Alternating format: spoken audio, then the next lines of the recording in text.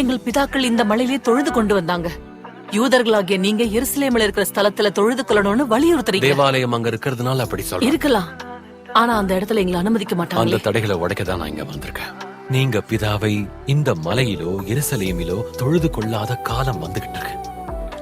அப்படின்னா நான் தேவனை தொழுது கொள்ளணும்னா எங்க போறது? தேவன் ஆவியா இருக்கிறார்.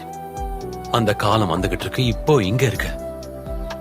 இங்கிருந்து தொழுது கொள்கிறோம் என்பது முக்கியம் அல்ல, ஆனா அவர் ஆவியோடும் உண்மையோடும் தொழுது கொள்ள வேண்டும். முழு மனதோடு சிந்தையோடு இப்படி தொழுது கொள்ளுங்கிறவங்களைத்தான் பிதா விரும்புறாரு. இங்க எங்கிருந்து வந்திருக்கீங்க இல்ல என்ன செஞ்சீங்கிறது முக்கியம் இல்ல. ஆவியும் உண்மையுமா? ஆவியோட உண்மையோடும். அப்ப மலைகள் ஆலயங்கள் அப்படின்னு கிடையாது இல்ல? சீக்கிரத்துல வெறும் இதயத்துல நிஜமா சொல்றீங்களா? நான் வாக்கு கொடுக்கிறேன்.